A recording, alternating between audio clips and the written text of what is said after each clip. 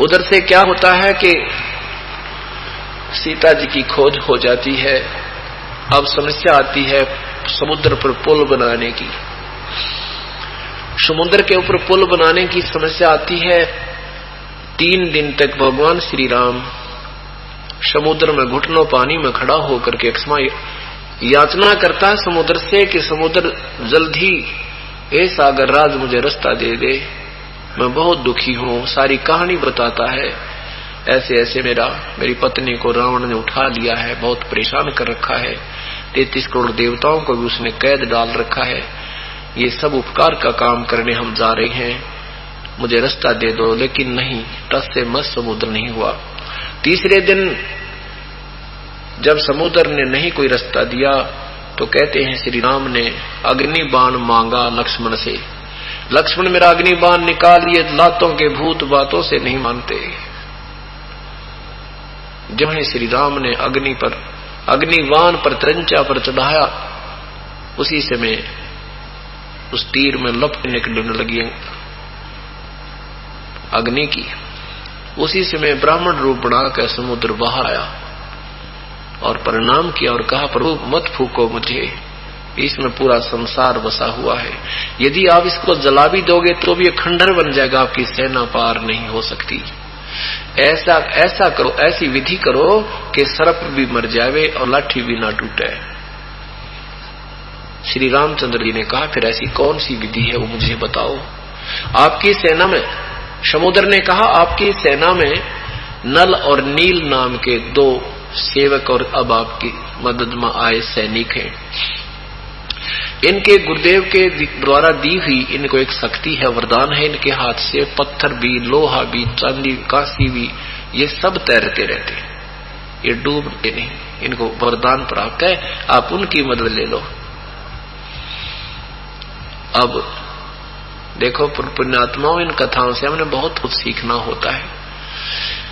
अब नल नील बुलाए गए कि नल नील इधर आओ,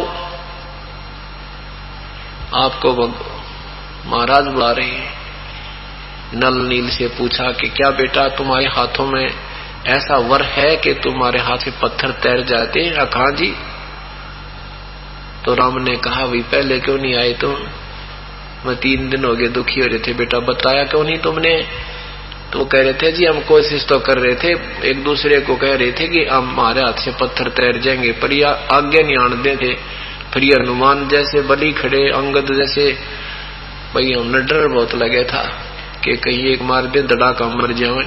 हमने तो प्रार्थना करने की चेष्टा की थी, फिर आप तक नहीं पहुंचने दिया था। अब हमारे हाथ में पूरी शक्ति है। तो श्री राम ने सोचा कि कहा कि एक परीक्षण करके दिखा दो, हमने एक पत्थर उठाओ रख के दिखाओ। अब यहां बात बिगड़ती है। अब वहां नल और नील में फिर महिमा बढ़ गई, अभिमान बढ़ गया। वहां उन्होंने अपना भगवान याद नहीं किया, प्रथम उस प्रभु को याद नहीं किया, मान बढ़ाई में आ गए और उठाकर पत्थर रखने लगे।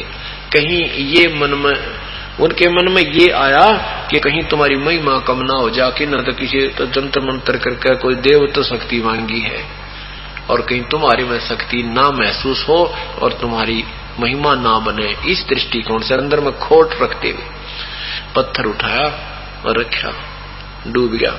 दूसरे ने भी रखा, वो भी डूब गया। 3-3 4-4 बार, क्योंकि उनको तो वहम था कि हो ही नहीं सकता। दूसरी बार फिर रखा, फिर डूब गया, फिर रखा, फिर डूब गया, और दोनों यावा से होकर बैठ के न्यू करके।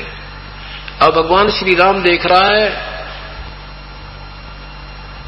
भगवान श्री रामचंद्र जी विपर रूप में खड़े समुद्र की तरफ ऐसे देख रहे हैं जैसे कहना चाह रहे हैं कि आप झूठ बोल रहे थे, इनके हाथों में शक्ति नहीं है।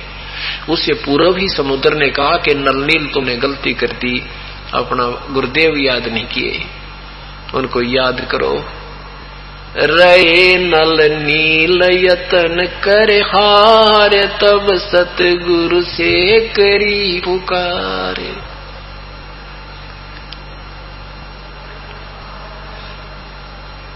तो उसी समय दोनों ने खड़ा होकर के और याद किए परमात्मा को। परमात्मा इतनी देर में आधा किलोमीटर की दूरी पर आते नजर आए। नल नील ने देखा कि गुरुजी तो वो आ गए हैं, वो आ गए, वो आ रहे हैं, आप ही आ रहे हैं, ये तो अब सबकी दृष्टि गई, परमात्मा मुनिंदर ऋषि आ रहे। निकट आए तब श्री रामचंद्र जी ने प्रणाम किया, दंडवत प्रणाम किया ऋषि के चरणों में और कहा, प्रभु आज हमारे ऊपर आपत्ति आई हुई है। ऐसी सारी कहानी सुनाई और मैं बहुत दुखी हूँ, मुझे रास्ता दे दो, किसी प्रकार पार करूं हो जाऊं। और आज आपके इन सेवकों में भी शक्ति नहीं रही, इनके हाथ से भी आज पत्थर नहीं कर रहे हैं, ये मेरा ही दुर्भाग्य है प्रभु। परमेश्वर ने कहा कि नहीं त्रिलोकीनाथ, ना तेरा दुर्भाग्य, ये तो इन नादानों की नादानी है। इनके अंदर अभिमान आ गया और आज से इनके पास ये शक्ति समाप्त है, कभी नहीं आएगी, नहीं दूंगा इनको। तब परमात्मा ने कहा, इनके हाथों से अब कुछ नहीं होगा भविष्य में। तब श्री राम ने कहा, प्रभु दया करो मेरे पे, और मेरे ऊपर इतनी आपत्ति आई है, सीता विलाप कर रही है और 33 करोड़ देवता बंद है, सेना नहीं पार हुई तो ये राक्षस नहीं मर सकता।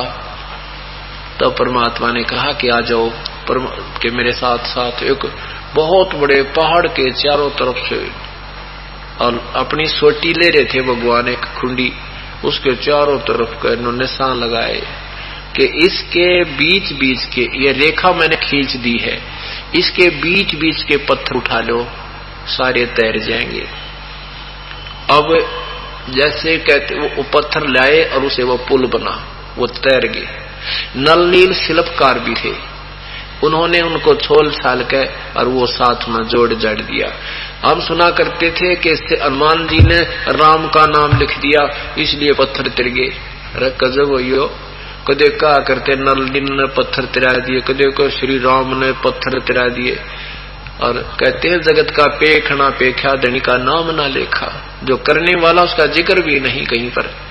क्या करते थे पहले, राम राम कोई शब्द नहीं था, जैसे हम सत्साहेब बोलते हैं, सत्साहेब लिखते हैं जगह जगह, तो ये सत्साहेब हमारा कोड वर्ड है।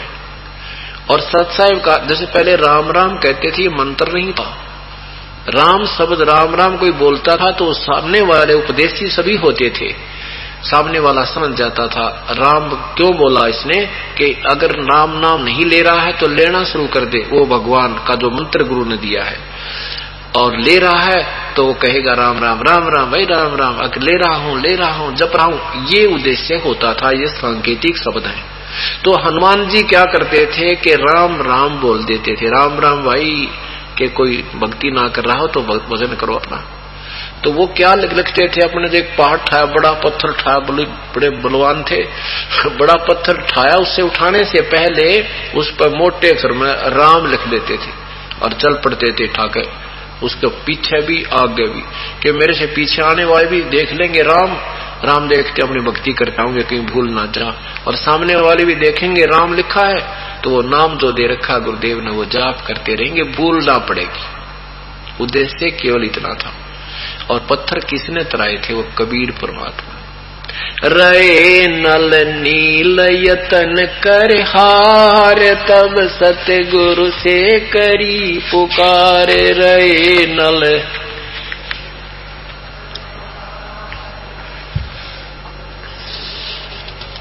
जा सतरे खाल की अपार, चला तेरने वाले जा सतरे खाल की अपार, सिंधु चला तेरने वाले, धन धन सतगुरु सत कबीर भक्त की। तो प्रसंग जो चला था, परमात्मा प्राप्ति के लिए सबसे पहले प्रथम कड़ी है गुरु, और गुरु हो कंप्लीट, उसके पास कंप्लीट स्पिरिचुअल नॉलेज हो और कंप्लीट मेथड ऑफ वर्शिप हो, तो वो कंप्लीट गुरु ये रामपाल दास है। इस विश्व में अपना कल्याण कराओ और दृढ़ होकर लग जाओ और मोक्ष कराओ, चलो सतलोक में। बोलो सतगुरुदेव की।